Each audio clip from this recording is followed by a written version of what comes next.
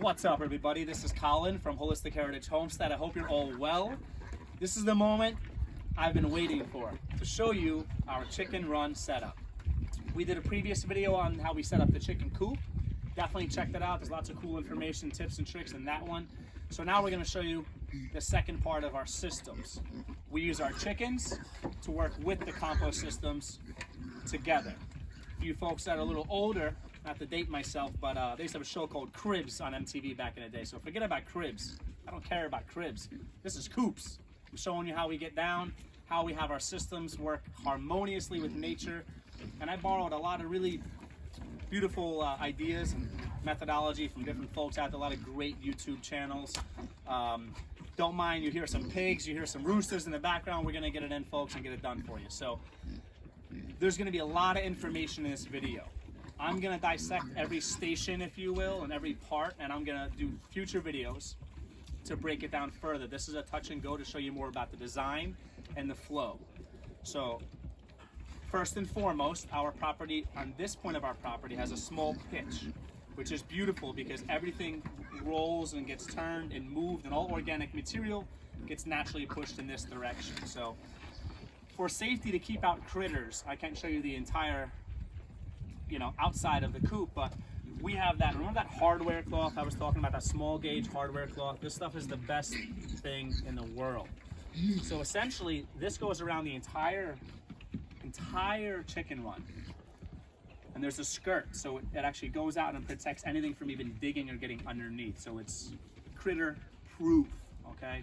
Out here in the Ozarks, coyotes, foxes, raccoons, all kinds of crazy things, they're out here, and they're out here in force. They're all jacked up. They're all, super intense. So we had to make sure we made this thing impenetrable, okay? So here, this actually was an accident that worked out beautifully. So here we believe in having food in perpetuity. So we actually hatch out our own chickens. So we don't use incubators. That costs, who needs, come on now, electricity, costs them money. I'm trying to be Amish, okay? I like the Amish idea that you could do things without electricity. So we hatch out our own chickens, and obviously they're small. And when you do them in the normal group or the colony or the, if you will, they actually don't get picked on like you'd think if they're with their mommies off the bat. But I noticed as far as feeding, they will get bullied because that's the pecking order. So what's really cool is over here, there's a very small lip here. And that actually is just high enough for smaller chickens, the babies, to go underneath if I need to feed them over here, okay? Nothing can get under here because that hardware cloth goes pretty far back and it's held down by some cinder blocks. So they can hide under here if they feel like they're getting bullied. They have a safe haven, right, until they're bigger, bulkier, defend themselves, right? They can peck back, right? But this is a safe haven. They can run under here and they can hide under here. And obviously, we don't have much predator pressure here, but hawks, eagles, they're also a thing here in the Ozarks, so they could also, the babies, have a place to hide. So moving right along, this bundle of some mulberry tree cuttings and some oak cuttings, I had to do a little tree work. This stuff is perfect. It's a perfect gauge of thickness for roosts, okay, all different sizes. And I cleaned out underneath here, but this is a beautiful place to collect two of the most important organic materials that you could ever want for composting systems, which is feathers. Look up your fertilizers, folks. Actually, feathers and feather meal is one of the top ingredients, and manure. That's where they like to do their business, is on their roost. So this is a good hangout spot. Another thing that I've learned is this is super, super cool, and it gives them a place to hide. We have roosters here because we don't think it's a complete system without roosters. How are you gonna, hens don't make babies by themselves, all right? So you need roosters. Roosters also protect your flocks. I'm gonna do a separate video on all the benefits of why we think you should have roosters in your system. Roosters are super awesome. They find food, they protect the women, but roosters are also, they're guys, and they get a little overzealous, and these ladies need a place to hide sometimes, because I'm sure you ladies out there, you sometimes wish you had a place to hide from those guys. I know how they can be creepy, they can be pressure, but the roosters are trying to do their business. And sometimes the hens aren't having it. Usually they're all about it and they will squat down and prepare themselves to receive, if you will. But sometimes we like to make the roosters work for it. Ladies, make the men work for it. Come on, don't be like that. Make them work for it, right? So here, they have a little maze, and the roosters are slightly larger than the chickens, so they'll outrun them and they'll get away if they need to. And I like to give them a chance so their backs don't get scratched up too much, too many feathers get pulled out. that's not nice, right? And if they want to receive, then they naturally will. So that's really cool. Again, for your smaller chickens, this is a great place for them to hide. I could throw some scratch or some feed for them if they're not of size to, you know, eat first, right? That being said, this is a great tip. I found this to be profoundly simple, but just amazing. But I got this from Edible Acres. Shout out to him. He's like the chicken guru, compost system guru. I borrowed a lot of ideas from that gentleman. Really some amazing stuff there. But he did something so simple, and what he did was essentially said, think about it. You ever pick up a log or a large stick or a rock or a piece of slate? What's underneath? Bugs. You know what we call that? Free food for the chickens, protein. So there's nothing under here now because I just moved this before, but I will put the water on here. I don't like automated systems for a lot of reasons. I'm gonna do a separate video on why I like to be hands-on. I like to hit these chores myself. I think when you're hands-on, you see more, you get to adapt, and you get to, you know, if a chicken's not feeling well, you see it. You're not just leaving it up to, you know, the air. You know, I like to be hands-on and see what's going on. And I could tweak things and, you know, change things up as needed, but I put the water right here. What happens when you put water here? It spills. Great. You know what that pulls? Earthworms in, pill bugs, protein. So usually when this is wet, especially after a nice rain, all that organic matter, I see some small stuff there, but all I have to do if I'm in a rush and I have no time, I can just go, here you go, chickens, and they eat. It's full of bugs, handfuls of stuff. Awesome. So we're actually, because we're still finishing a few things, we're gonna be putting some logs and sticks, and I prefer organic matter more than this even, so like a large log or something, or whatever, just rocks. Put them down and just kick them over and let the simple free protein, right? Who doesn't like free protein, right? Moving right along to the next station here. So here again, see the pitch, this rolls naturally downhill. This has been cleaned out and I've been working some systems in. So actually normally by within 1 month from now, I'm gonna collect more of the leaves and more of the organic matter. And this whole area is gonna be essentially covered in just organic matter. Chickens will scratch through that and then turn that into our feeder system. So what I'm trying to do is create safe havens for worms. So these compost rings, I put them side by side. These are amazing, okay? These are smaller rings, and the whole point of these is I can put some grass in here and the chickens will eat biota and bugs, and they'll just come by, and this is big enough to get their head through, so they'll just, free food. I could probably walk away from my chickens for days, I know this for a fact. And there's so much life here, they would eat, right? So I like systems that I could eventually be a little more hands-off, but still supervise and still have eyes on the systems, right?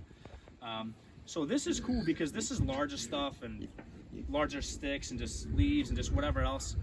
And I could take from here and add to my compost ring. I can take from my compost ring and add to here. But usually what I like to fill this with is actually some bedding. If something has too much manure or I'm cleaning it out, I'll fill stuff from inside the coop, which we look at that video, please check it out, in here. These are normally overflowing, but again, I've been setting up the system, if you will. So this can go from here to here, but the thing is, these you can't move. So if the earthworms are all here and the pill bugs are here and the chickens are doing their thing, I want the populations to be so high that they will migrate in and out as needed. So under here, I've checked this, I've taken my hand, I can put it in there, and it's actually handfuls of worms and all this awesome stuff, which worm castings, there's probably no better fertilizer in the world, because it essentially encompasses all of the microbiology and all the bacteria and all the protozoa is actually in their gut with a broken down bioavailable form of your compost. So worms, folks, all right? And as it rains, this gets wet and the worms just go crazy. This will drop and drop and drop. Over here, I actually have a small area where, again, this is normally piled up high, but just to show you, I have a small area of just larger sticks that's not really ready for the compost pile necessarily. I could absolutely put it in there, but we end up sifting it anyways. So this goes from stations downhill, and then it rotates this way, right? So these are sticks, and if I just show you something real quick, actually, if I just take a handful of this beautiful stuff, this is actually stuff that's already breaking down into some nice, good feeder for the compost system, right? So I'm gonna move over to the next station, and here's our compost ring, okay? This is where I feed the animals. I'm gonna do a separate video on this and this whole system in and of itself, but this is where I feed the animals, and I essentially just layer carbon after I feed them, sometimes a little bit before, the food and the food scraps that they don't like something, it's nitrogen for the most part, right? So I got everything happening. This is already layered with grass, sticks, leaves, everything. Again, underneath this giant 5+ foot, 3.5 foot high compost ring is a massive amount of life.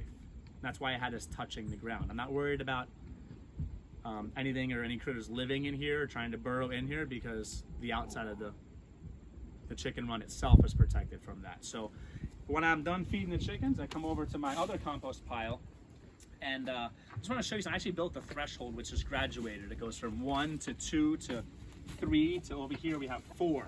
You folks hopefully see that on the camera there. And that essentially, you know, the wind actually blows in this direction of my property. Know your property. When I do consulting work for people, I think of the details other people really don't. How does the sun move across your property? How does the water move across your property? And how does the wind move across your property? Typically speaking, and seasonally, right? So the wind moves this way. So I create a barrier. This actually goes above this. Any spillover, I have some bigger stuff over here. This is typical chicken wire, okay? That's okay if this goes up to here, which it normally does, and it spills over, because that makes that super fertile, rich, awesome green grass and all that stuff over there actually just grow. And then it grows around here, so the chickens have their own salad bar. This is big enough for the grass to come in, and they just snack. Constant access to fresh greens, okay? And I just pulled a lot of that out because I was cleaning it out, but this is full of grass. I could literally walk around and take that compost, fertilized, rich, awesome, super material, super green, super grass, super weeds, which are a good thing. Check out the Let It Grow, Let It Grow, Let It Grow video. I could pull it from right over here, throw it over top, feed the animals, get my nitrogen, and it's in the system, and it's right here. I wouldn't normally use my hands. I usually have a pitchfork or a shovel, but chickens do their business. They go to the restroom, they eat their food. I want to give them a clean plate. In goes your carbon, a little extra nitrogen. That's where the food goes on top of, right? And if they do manure, I'm adding, covering the manure constantly, layering like a lasagna, folks. And that will cook down and get super hot, 120 to 150, no problem. We'll kill all the bad stuff. And this gets toasty warm.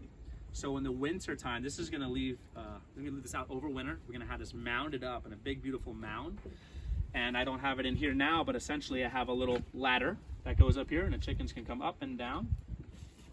Food goes in, they're already trained, they go crazy. They eat everything. Chickens know what they can and should not, shouldn't eat. I'm obviously gonna put things in there I don't think that would poison them, just in case, but we're gonna do this in the compost ring video, but yes, meat scraps can go in here in limited quantities because I'm not worried about critters. Everything breaks down. If an animal dies and falls on the earth, what do you think happens? It breaks down.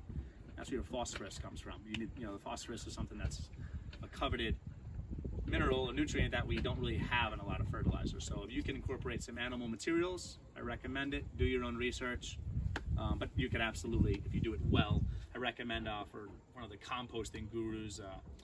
He calls himself the permapasture pimp. Check out his channel because it says permapasture or permaculture is my passion. Forget the gentleman's name right now, it escapes me, silly me, but he has a phenomenal YouTube channel, and I'll actually try to see if I can post his channel or some of his videos, and I'll give him a plug in the future. But he actually does great systems like this, and again, you could compost pretty much anything. David the Good has another phenomenal YouTube channel. He talks about how you can compost everything. I think he has books on the subject. And he's another genius who does some really incredible work. And he can take soil that's the worst soil in the world and turn it into something that's nutritious and rich and just awesome, right? So right from here, large compost pile, or if I clean out the bedding in there, or clean out the coop, it would go over here. This cooks down, breaks down a little bit. The chickens scratch it and turn it into that material we showed you over there, which is this fine, crumbly, loose, loamy, beautiful stuff, folks. So I touched base on a lot of different things here, but I want you folks to know that you could do this. I am not handy. I am not a carpenter, but I could have spent years and years and years learning how to be a carpenter to make it look pretty, but it's functional. Did this all myself, all of this, putting posts in the ground, YouTube. When you don't know it, research it, right? And it was really funny, doing this with hammer and nails by myself. But again, to get it done.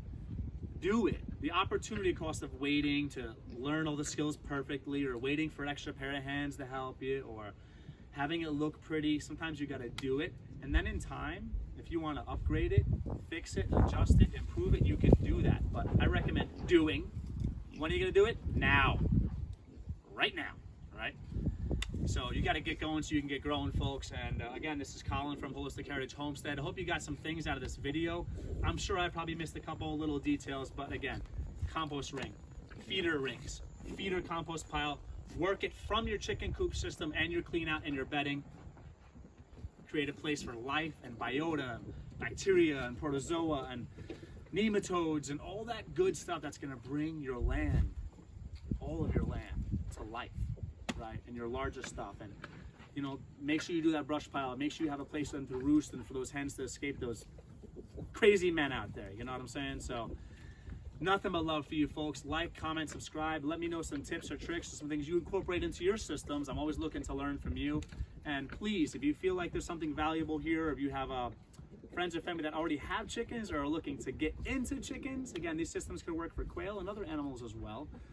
Share it. If you share it on social media, we would greatly appreciate it, folks. So thank you so much. Take care.